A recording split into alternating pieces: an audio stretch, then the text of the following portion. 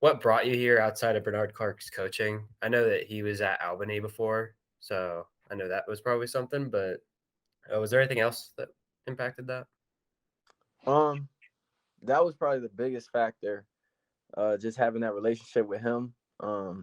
Already knowing the defense, because Coach Plungus, he came from Albany as well, and he was the defensive coordinator. So those two played a huge factor, and being able to, or them allowing me to basically coach the defense and play the defense how I wanted to. Well, not really how I wanted to, but how they knew I could play it. They weren't really real strict on me. They allowed me to coach the guys up and be a leader to the guys. So uh, the freedom and that relationship with the coaches, that those two were the main reasons why I decided to go to Robert Morris. Hmm, nice. So, what was your favorite moment here at Robert Morris when you were with the team? Definitely that game versus Duquesne when I got two interceptions and a forced fumble. Um, just because the atmosphere, it was a lot of fans there leading up to the game. It was a lot of trash talk coming from Duquesne. It was a lot of press. Um, so that was probably one of the biggest game for me. What did, like, Coach Clark mean to you both, like, as a player and off the field?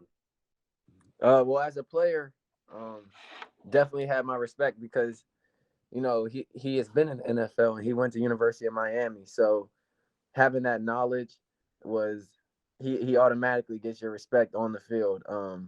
And the way he coaches hard, and I ever since a little kid I've had hard coaches, so I'm used to that and I like that and want that from my coaches. And off the field, he's just real. He's gonna tell you how it is. You can go to him about anything. Like with Albany, when I was having problems and whatnot, I would go to him, talk to him face to face, man to man, and he would give me his honest opinion and what he thought I should do. So that's priceless, and he's a great man. I actually call him. He's like my second dad. I say he's like another father figure to me. So Are there any other coaches you've had, like, that bond with off the field that you were really able to connect with and talk to? definitely in high school, Coach Cox, he was he was with the Under Armour circuit. He would go around all the rivals camps and things like that. He coached me at St. John's, and he worked with primetime Deion Sanders. So me and him, we had a great relationship. Me, Coach Clark had a great relationship, and then when I was at Robert Morris, me, Coach Tansky, because that was my cornerback coach.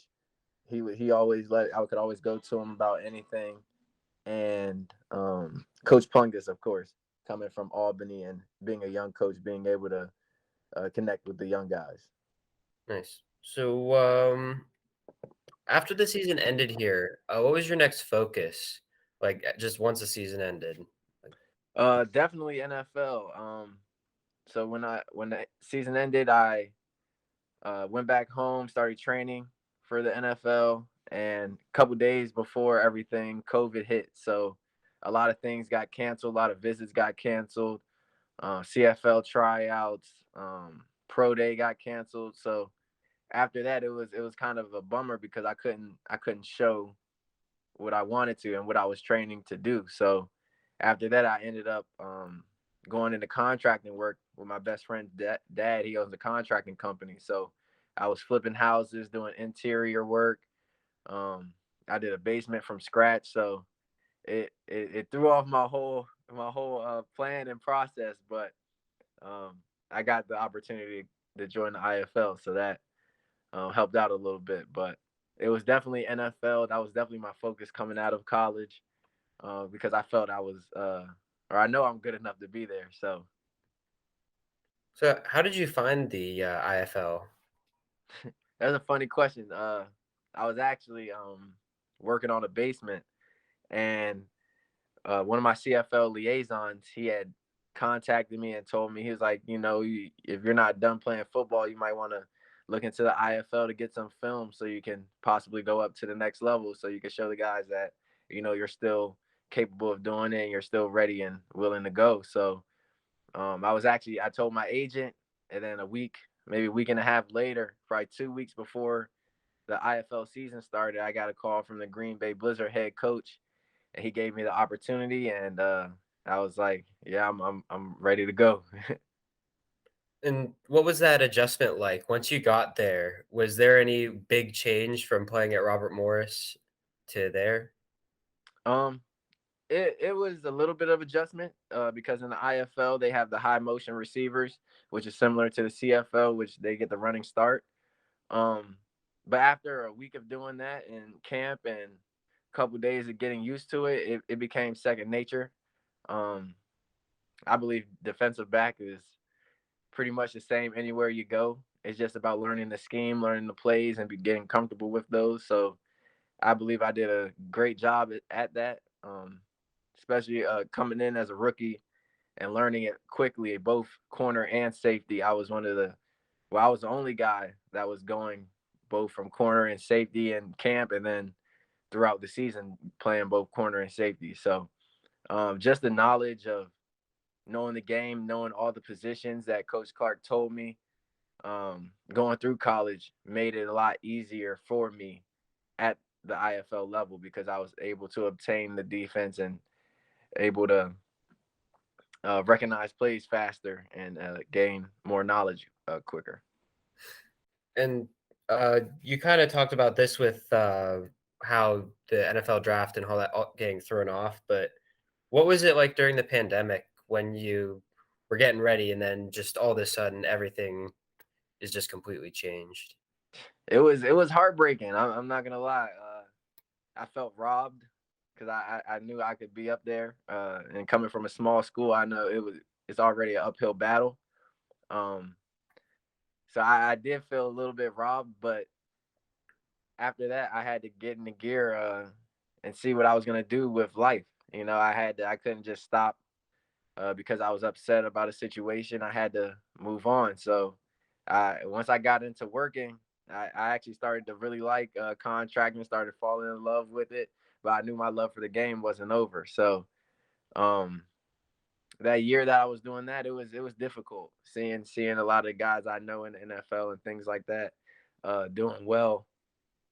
So that was difficult, but just gearing my mind to giving all to that contracting how I was with football. So that's what that year was. Um, but also it was hard because I was doing contracting, then I would get off work and go work out with my boys from high school. So because I still wanted to stay ready in case any NFL team called or any team called, really. So it was definitely difficult and a new experience because I had to work, 8 hours a day and then going right to the gym. So definitely tiring, but it was all worth it. What's your relationship with Corey Robertson like, the head coach there? It's great. Ever since I've got here, he's been a great coach to me. He's a defensive back coach as well. So the DBs, we have a lot closer relationship with him. We were dealing with him literally throughout practice all day, um, and things like that. And he put me on the leadership council as well this year. So we get to talk about things that's off the field, things that could be going wrong with the team, things that are going right with the team. So my relationship's been great with Corey. He's had nothing but open arms and nothing but trust in me since I've been here. So What are your goals after this? Like after this season, what's your next goal to keep going and keep moving forward? well, this season I plan on hitting some CFL tryouts this year. Hopefully I can get picked up by one of the CFL teams so I can really show what I can do, show that I can be at that next level. I was trying to get into the USFL this year. I didn't end up getting drafted, but I'm still pushing for that. Possibly XFL next year. I really want to move up. I want to show everyone what I can do. I feel like I showed that in high school, showed that at University of Albany, showed it at Robert Morris, and now showing it here at the IFL with my rookie season going really well, and then this year playing really well. So I'm just trying to show that, I can do it. I can get to the next level, and just trying to put all that out there and hard work and just trying to get to the next level. What's some advice that you would just for some young athletes who are just starting out in college? Definitely build relationships. That would probably be the biggest thing because a lot of the even from high school getting to college is about relationships, and college getting into the next level is about relationships. So it's about who you know, the coaches you know, the work that you put in, on and off the field. Can't be a knucklehead off the field because it will follow you on the field. Um, and those are probably the biggest three: putting in that hard work, making connections, and then being an upstanding citizen.